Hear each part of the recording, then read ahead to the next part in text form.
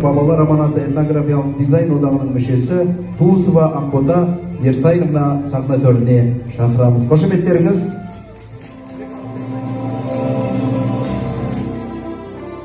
Саламатсыздар, ата-аналар, кішкентай ғана бүлдіршіндер. Бүгінгі керемет шара өткізіп жатсыздар. Әрине бірінші ата-ананың арқасы, одан кейін жетекшілердің үлкен еңбегі. Біздің кішкентай бүлдіршін балапандарымыздың қандай еңбектеніп жұмыс жасағандарыңыз көрдіңіздер. Қолөнер болсын, сурет саласы болсын. Одан кейін жаңағы би тобын көріп жатсыздар. Кім кішкентай бүлдіршіндер қандай әп-әдемі болып шығып жатыр.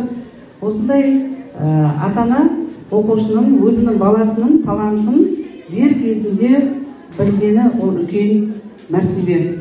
Барлықтарыңызды бүгінгі жеңістермен құттықтаймын.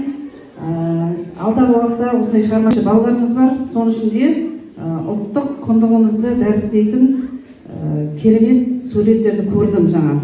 Өте тамаша. Енді қолөнер жағында сол ұлттық құндылығымызды дәріптесек тамаша болар еді.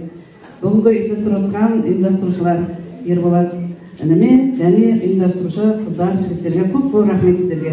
Ата-ана құтты болсын, биіктен көрінсін. Осындай көңілді күйде барлықтарын шамалап ұрып, ол балаларымыз үшін, жетекші үшін үлкен еңбек. Осындай керемет шаралардан өткізіп жүре берейік. Бүгінгі қобалжып жатқан балалар бәрі де кереметсіздер. Сіздер лайықтысыздар. Құтты болсын.